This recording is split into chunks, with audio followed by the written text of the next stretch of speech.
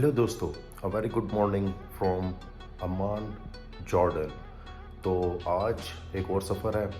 आज मैं अम्मान से जेरूसलम जाना चाह रहा हूँ, King Hussein Allenby Bridge से गुज़र के। तो ये एक बड़ा ही इंटरेस्टिंग एक्सपीरियंस होगा। तो ठीक है जी, मैं होटल के बाहर मौजूद हूँ और अपनी कैब का वेट कर रहा हूँ। मैंने ऊबर कॉल की और यहाँ पे आपको ये बताता चलूँ कि मेरे पास 2 पासपोर्ट्स हैं, ब्रिटिश भी, पाकिस्तानी भी।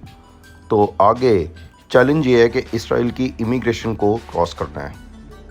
मैं बस टर्मिनल पे मौजूद हूँ और ये जो सामने आपको लड़की नज़र आ रही है, ये मराकशी लड़की है। इसको बस याद रखिएगा, एंड में बताऊँगा इसकी स्टोरी। येलो ड्रेस वाली। सुबह भूखे पेट नहीं रहना चाहिए, इसलिए मैंने ये क्रोइसेंट और कॉफ़ी ली, जिससे मुझे काफ़ी हद तक आसरा हो गया। दोस्तों, आपको बताता चलूँ कि अम्मान शहर से King Hussein Allenby Bridge तक बस जाती है।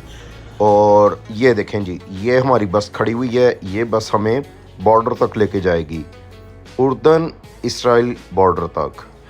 ये सिर्फ कोई 47-50 किलोमीटर का रास्ता है और मैक्सिमम 50 से 55 मिनट में हम वहाँ तक पहुँच जाएंगे। उर्दन और इसराइल के दरमियान 3 जगह पे बॉर्डर क्रॉसिंग्स हैं, जो कि मुकम्मल तौर पे खुली होती हैं।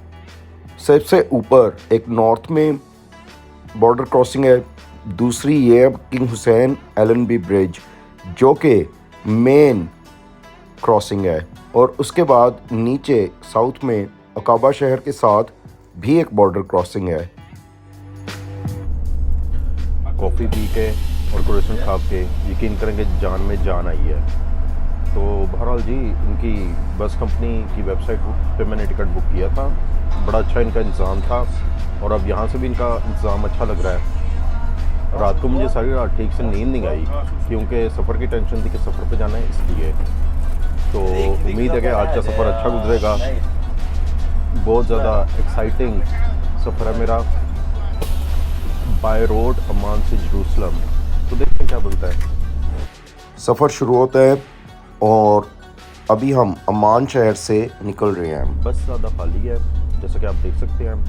और गिनती के चंद मुसाफिर हैं, मतलब 7-8 मुसाफिर होंगे बस।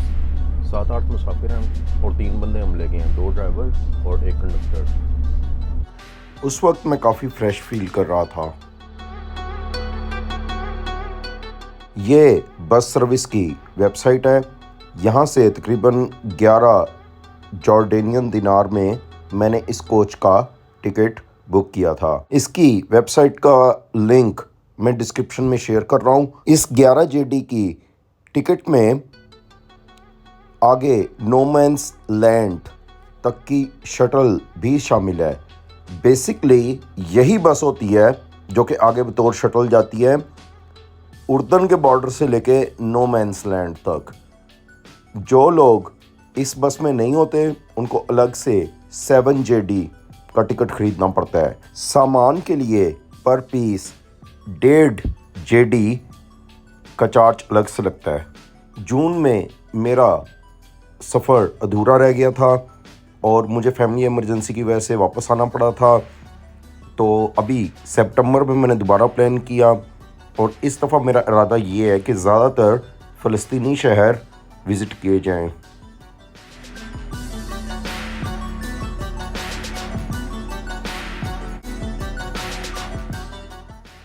अब हम जल्दी बॉर्डर पे उर्दन वाली साइड पे पहुंचने वाले हैं।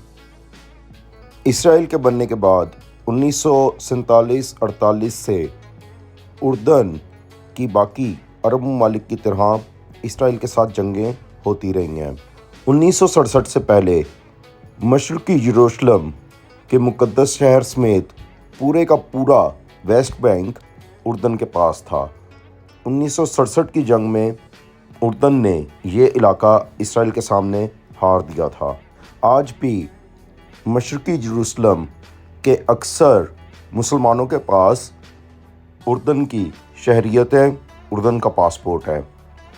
इसी तरह उर्दन की आबादी का बड़ा हिस्सा भी फ़लस्तीनियों पे मुश्तमिल है। कुछ लोग कहते हैं कि 50% हैं, कुछ लोग कहते हैं 70% हैं, कुछ लोग कहते हैं 60% हैं। लेकिन ये बात सच है कि उर्दन ने बहुत से फ़लस्तीनियों को, अपनी आबादी से भी दुगने तिगने फ़लस्तीनियों को अपने मुल्क में ना सिर्फ रखा बल्कि उनको फुल नेशनलिटी और पासपोर्ट भी दिया। कहा जाता है कि अम्मान शहर की 70 से 80% आबादी फ़लस्तीनी ओरिजिन की है।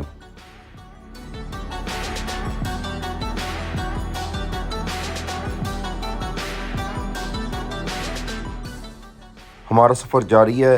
बहुत जल्द हम उर्दन की साइड वाले बॉर्डर पे पहुंच जाएंगे। हम बॉर्डर पे पहुंच चुके हैं। पहले हमने नीचे उतरना है, जाके अपनी एंट्री वगैरह करवानी है और फिर वापस इसी बस में आके बैठना है।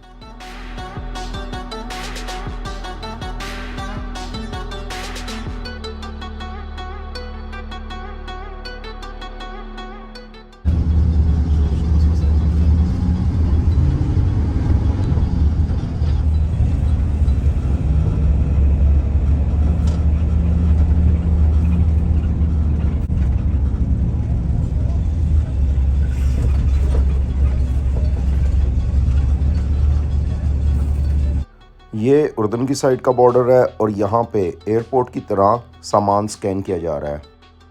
अच्छा जी, ये लाइन है, यहाँ पे हमें पासपोर्ट पे एग्ज़िट स्टैंप लगवाना है। यहाँ एग्ज़िट फ़ीस 10 जॉर्डेनियन दिनार है। उर्दन वाली साइड पे सब मामलात हो गए। अब हम वापस आके बस में बैठ गए हैं। ये शटल है जो कि हमें आगे नो मैंस लैंड तक लेके जाएगी। Jet Limo. Wow. BMW. That will be VIP service.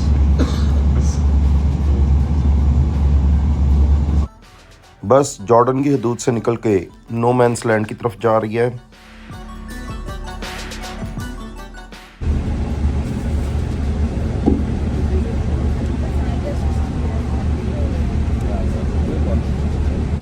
तो जी ये है नो मैंस लैंड।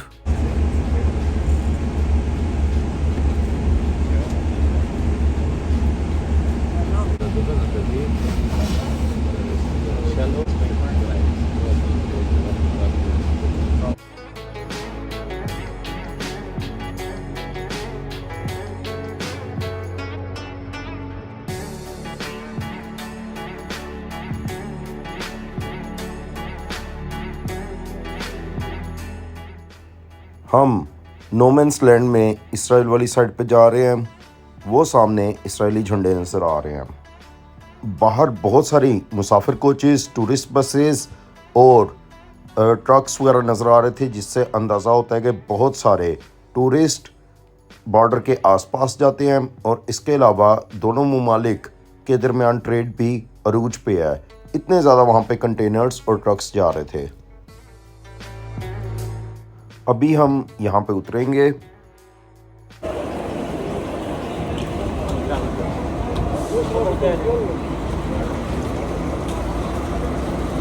यहाँ पे सबसे पहले हमारे बैग स्कैन होंगे, तो काफ़ी रश था यहाँ पे। यहाँ पे बहुत सारे अरब, फ़लस्तीनी, जॉर्डेनियन और उसके अलावा इंटरनेशनल टूरिस्ट्स की भी बड़ी तादाद मौजूद थी।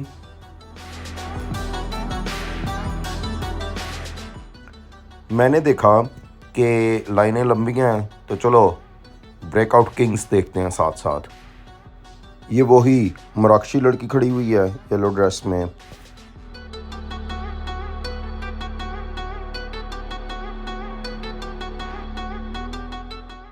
इसराइली इंतज़ामिया ने यहाँ पे ये ब्लू जैकेट्स वाले हेल्पर्स भी दिए हुए हैं। यहाँ हर जगह लिखा था कि किसी अमले को टिप नहीं देनी और ना ही ये अमले वाले टिप एक्सपेक्ट करते हैं। मेरी बारी आई और मेरा बैग अंदर चला गया स्कैनिंग के लिए। ये मुझे बाद में मिलेगा। अब यहाँ पे एयरपोर्ट की तरह सिक्योरिटी चेक होगा। यहाँ मैं सिक्योरिटी से गुजरूँगा और उसके बाद सबसे अहम इमिग्रेशन काउंटर्स आ जाएंगे। ये है इसराइली इमिग्रेशन काउंटर्स और आपको सामने इमिग्रेशन ऑफिसर भी नज़र आ रही है।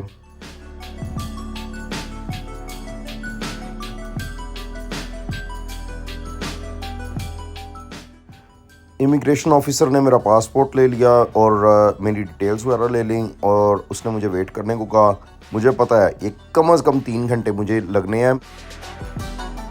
यहाँ पे लोगों का काफ़ी रश है, लेकिन इन्होंने एफिशिएंट सिस्टम बनाया हुआ है कि इतनी बड़ी तादाद को भी ये जल्दी जल्दी फारग कर देते हैं। लेकिन मुसलमानों में नौजवान लड़के लड़कियों को ये रोकते हैं, जैसे कि मुझे इन्होंने रोका है, और उनकी ये लंबी तफ्तीश करते हैं। उन पे एवरेज टाइम कम से कम 3 घंटे ये लगाते हैं। सामने इजरायली इमिग्रेशन के काउंटर्स हैं। ये देखें जी, इतना ज़्यादा यहाँ पे रश लगा हुआ था और उन्होंने उन सब को निपटा दिया है। तो इनके सिस्टम और प्रोसीजर्स काफ़ी एफिशिएंट हैं।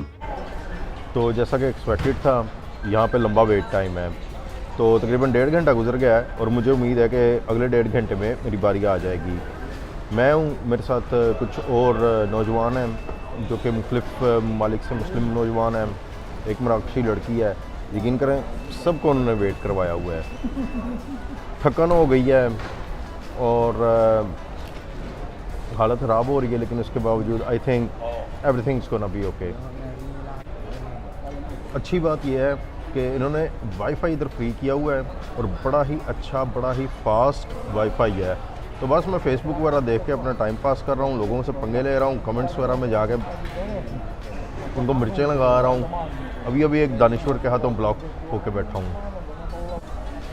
मेरे साथ बस में एक बोस्नियन ओरिजिन का लड़का था, आदि उसका नाम था, है वो डच नेशनल। तो उसका तो मेरी बड़ी अच्छी बातचीत हुई, बड़ी लंबी चौड़ी बातचीत हुई। अब देखें, उसके नाम से नहीं लगता कि वो मुसलमान था, लेकिन था वो पक्का मुसलमान। उसने शरीर दाढ़ी भी रखी हुई थी। यकीन करें वो सीधा निकल गया इमिग्रेशन से। उसको 5 मिनट में ठप्पे लगा के फारग कर दिया। मुझे रोक लिया। मेरे साथ एक लिबनानी लड़का है, उसको भी रोका हुआ है। एक फ़लस्तीनियन अमेरिकन नेशनल है, उसको भी रोका हुआ है। और उसके अलावा कुछ उस साइड पे मौलवी साहिबान बैठे हुए हैं, नौजवान भी हैं, बूढ़े भी हैं, उनको भी रोका हुआ है। और वो तो मुझे पाकिस्तानी लग रहे हैं, उन्होंने शलवारें कमीज़ें पहनी हुई हैं। और हमारे साथ एक मराकशी लड़की थी, वो कहती कि मैं यहाँ की रेजिडेंट हूँ, मतलब वो काम करती है यहाँ पे, जेरूसलम में रहती है, और वो 4-5वीं दफ़ा आ रही है।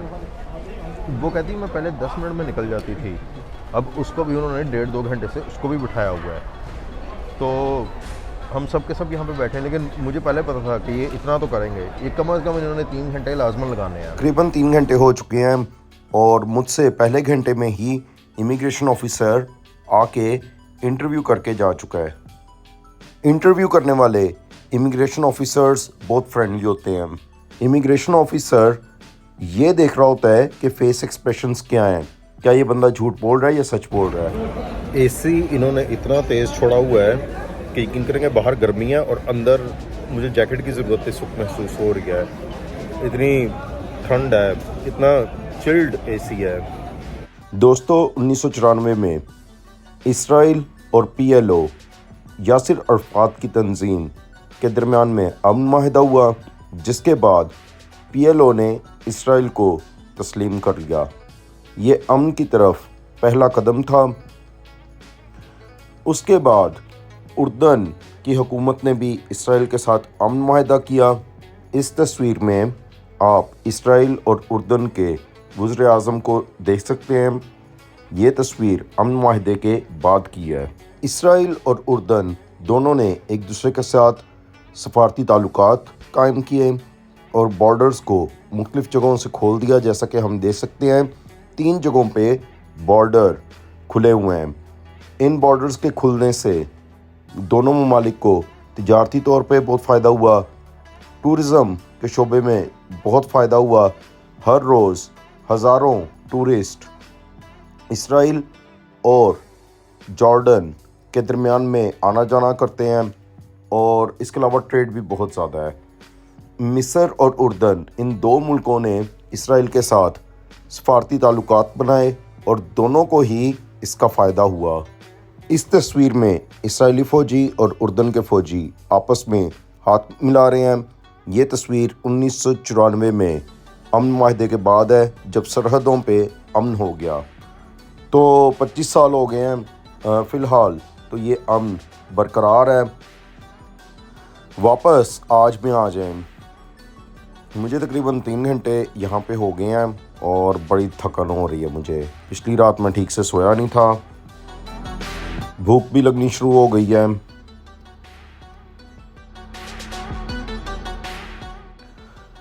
यहाँ पे तो इनका टाइम ख़त्म हो गया है, ये आप देख सकते हैं। ये सामने इमिग्रेशन ऑफिसर ये तो अपना बस्ता शस्ता चुक के जा रहा है। तो टाइम आज यहाँ पे ख़त्म हो चुका है, दोपहर तक ये बॉर्डर खुला होता है। अच्छा जी, अब हम दूसरे हॉल में आ गए हैं। ये सामने आपको इसराइली बीबी नज़र आ रही है। तो इन्होंने हम मुसाफिरों को इस साइड पे आने को कहा है और हमारे बैग्स वगैरह भी ये ले आए हैं। अब देखते हैं कि ये हमें एंट्री देते हैं या मना करते हैं, क्या करते हैं।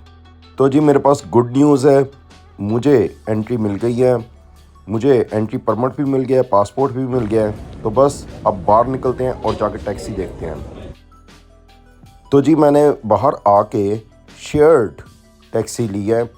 ये 7 सीटर टैक्सी होती है और पर पर्सन तकरीबन 50 शेकल ये चार्ज करते हैं और ये हमें जेरूसलम तक ले जाएंगे। जेरूसलम में दमास्कस गेट है, वहाँ ये हमें ड्रॉप करेंगे। तो जी ये तकरीबन 50-55 किलोमीटर का फासला है जो कि 1 घंटे में ये टैक्सी मुकम्मल कर लेगी।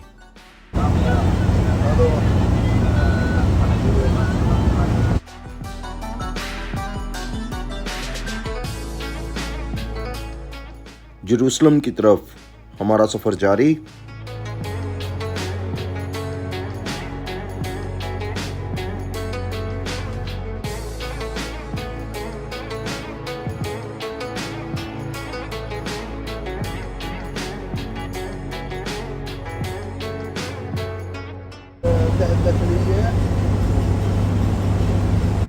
तो जनाब हम जेरूसलम पहुंच चुके हैं, थोड़ी देर में दमास्कस गेट भी पहुंच जाएंगे।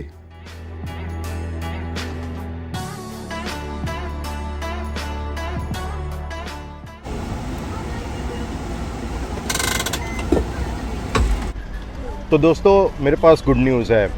गुड न्यूज़ ये है कि मुझे एंट्री मिल गई। वहाँ पे बॉर्डर पे मेरे पास इतना टाइम नहीं था कि मैं वहाँ पे वीडियो बनाता, क्योंकि मुझे जल्द से जल्द शेयर टैक्सी लेके जेरूसलम शहर पहुँचना था। और आप देख सकते हैं कि मैं जेरूसलम शहर पहुँच गया हूँ। सुबह के टाइम सुबह जब हम निकले थे तो मैं था, एक लड़का मुस्लिम वो हॉलैंड से था, एक लड़की थी मराकशी और एक चीनी मिनी थी, और बस में हम सिर्फ 7-8 बंदे बैठे हुए थे। तो फिर ठीक है जी, यहाँ तक तो आगे हम बॉर्डर भी हमने क्रॉस कर लिया। लेकिन जब इसराइली साइड पे आए और जब हम इमिग्रेशन से गुजरे तो भाई उन्होंने उस लड़के को तो जाने दिया। जो डच लड़का था उसका नाम मुसलमानों वाला नहीं लग रहा था। वो यकीन करें वो 5 मिनट के अंदर वहाँ से निकल गया। और मैं, मराकशी लड़की और उसके अलावा कई और भी थे। एक मेरे साथ डेनिश मुस्लिम लड़का था, वो जंपल तो डेनमार्क का था लेकिन उसकी माँ लिबनानी थी, इस वजह से उसको भी बिठा लिया। तो मुझे तो पता था कि भाई ये 3 घंटे की गेम है। अच्छा जी, बीच में से मुझसे क्वेश्चनिंग की गई। तो क्वेश्चनिंग में उन्होंने मुझसे पूछा कि भाई ये पहली दफ़ा आप आए हो इसराइल या दूसरी दफ़ा आ रहे हो? तो मैंने कहा दूसरी दफ़ा। फिर मैंने बताया मैं जून में होके गया हूँ। तो भाई वो बड़ा हैरान हुआ। फिर बाद में फर्दर क्वेश्चनिंग के लिए वो आया, उसने दोबारा मुझसे क्वेश्चनिंग की। तो उसमें वो बार बार वो पूछ रहे थे कि भाई आप 2 महीने पहले आए थे तो अब आप 2 महीने बाद क्यों आए हैं दोबारा? फिर मुझसे पूछा कि भाई तुम्हारी फैमिली में कौन कौन है, अब आजकल तुम कहाँ रहते हो, जेरूसलम में कहाँ रुकोगे, रिटर्न टिकट करवाया है या नहीं करवाया? तो मैंने कहा कि भाई मैंने नहीं करवाया। तो उसने कहा कि भाई क्यों नहीं करवाया? मैंने कहा मैं यहाँ से वापस अमान जाऊँगा और अमान जाने के बाद मैं वहाँ से टिकट कराऊँगा, फ़्लाइट कराऊँगा। वो कहता कि भाई आप तल अवीव से क्यों नहीं करवा रहे? तो मैंने कहा कि भाई तल अवीव का बोर्डिंग पास अगर मैं लेके कराची जाऊँगा तो मेरे लिए तो मसले हो जाएंगे। उसके बाद फिर ये हुआ कि फिर मैंने कहा कि भाई दूसरी बात है, तल अवीव से फ़्लाइट बहुत महंगी है, कनेक्टिंग फ़्लाइट भी बहुत महंगी है, लेकिन अमान से फ़्लाइट सस्ती हैं। तो इसलिए मैं वापसी पे वहाँ से करवाऊँगा। अच्छा जी, उसके बाद फिर वो मुझसे पूछता कि भाई आपने कितने दिन यहाँ पे रहना है। मैंने कहा 4 to 5 डेज़। कहता 45 डेज़। कहता 45 डेज़ आप क्या करोगे यहाँ पे। तो मैंने उसे कहा 45 डेज़ नहीं, 4 to 5 डेज़, 4 या 5 दिन मैंने रुकना है बस यहाँ पे। फिर मुझसे पूछता कि भाई कहाँ जाना है। मैंने कहा जेरूसलम में ज़्यादातर टाइम रुकूँगा। अच्छा जी, ये सारे सवाल जवाब हुए और उसके बाद वो कहता है ठीक है जी, आप जाके बैठें, वेट करें और हम आपको बुलाते हैं। अब वहाँ पे एसी इतना तेज़ चल रहा हो, हम लोगों को ठंड लगनी शुरू हो गई। वो जो मराठी लड़की थी, यकीन करें उसने ना बिल्कुल वो गर्मियों के हिसाब से उसने कपड़े पहने हुए थे, और यकीन करें उसकी लंबी सी उसने कमीज़ पहनी हो, नीचे से शलवार भी नहीं पहनी हुई थी। ऑफ कोर्स वो कोई छोटा मोटा शॉर्ट्स वगैरह नीचे होगा, लेकिन उसको इतनी ठंड लग रही थी और उसको भी उन्होंने बिठा लिया। मुझे मराठी लड़की ने पहले बताया था कि भाई मैं तो यहाँ पे वर्क परमिट पे हूँ, रेजिडेंस परमिट, और उसने वो मुझे पासपोर्ट खोल के स्टिकर दिखाया रेजिडेंस परमिट का।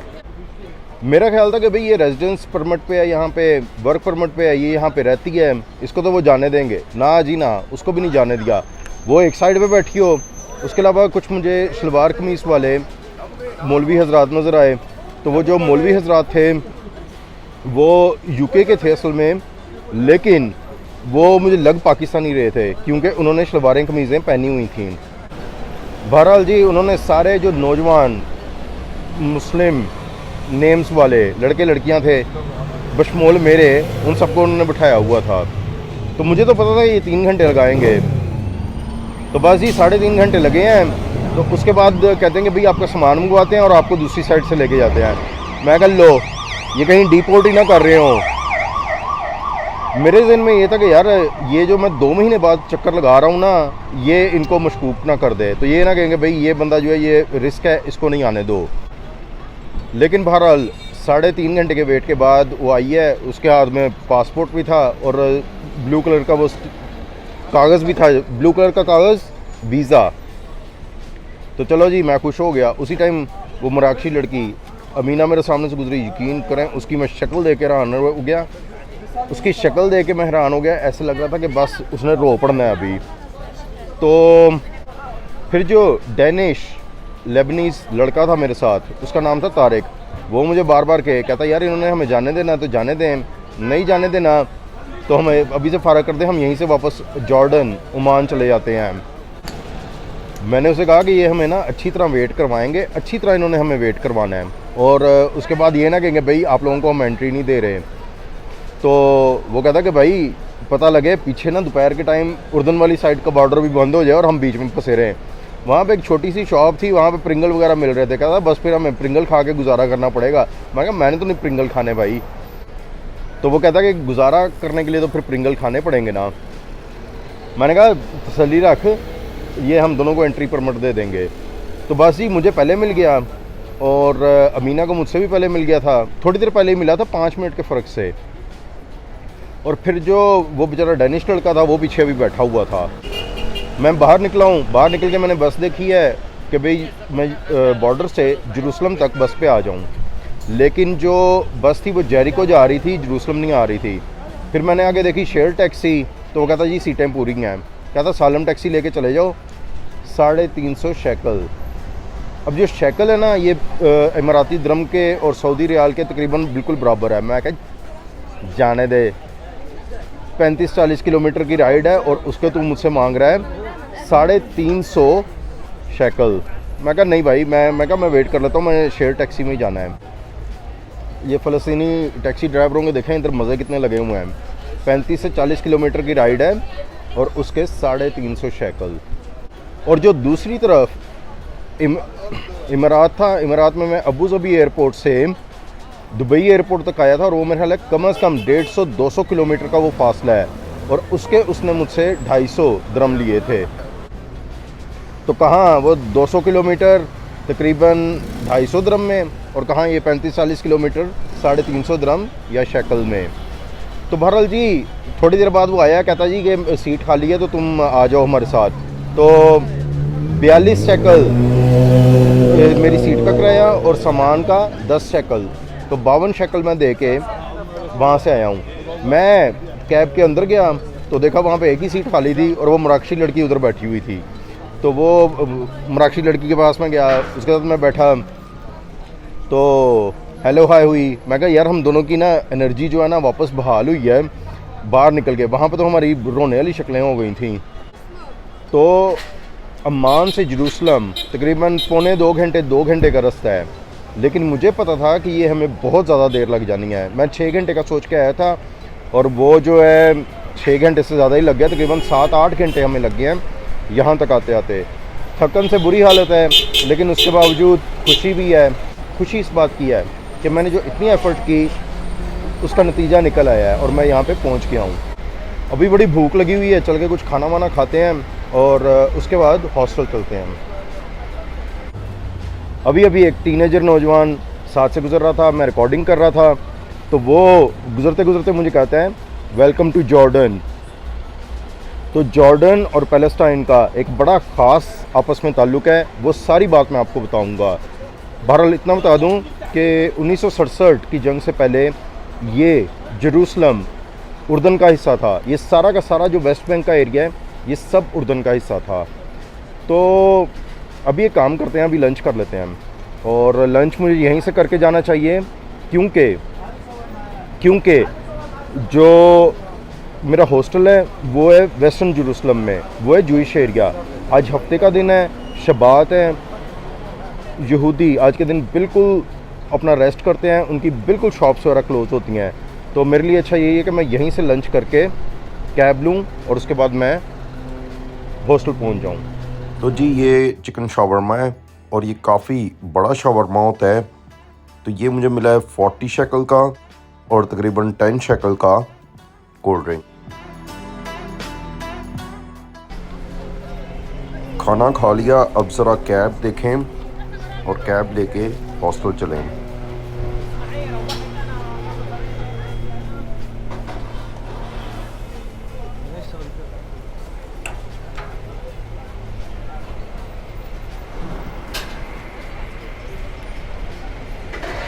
ये ईस्ट जेरूसलम का इलाका है और ये सारा ज़्यादातर अरब मुसलमान आबादी पे मुश्तमिल है। जूइश थोड़े बहुत लोग हैं यहाँ पे, ज़्यादा नहीं है, और ज़्यादातर जूइश पीपल वेस्टर्न जेरूसलम में हैं।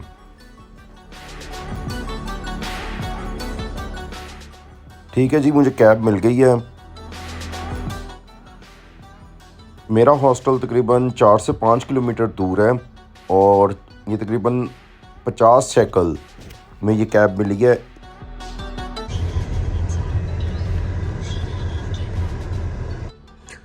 तो जनाब ये वही हॉस्टल है, स्टे इन।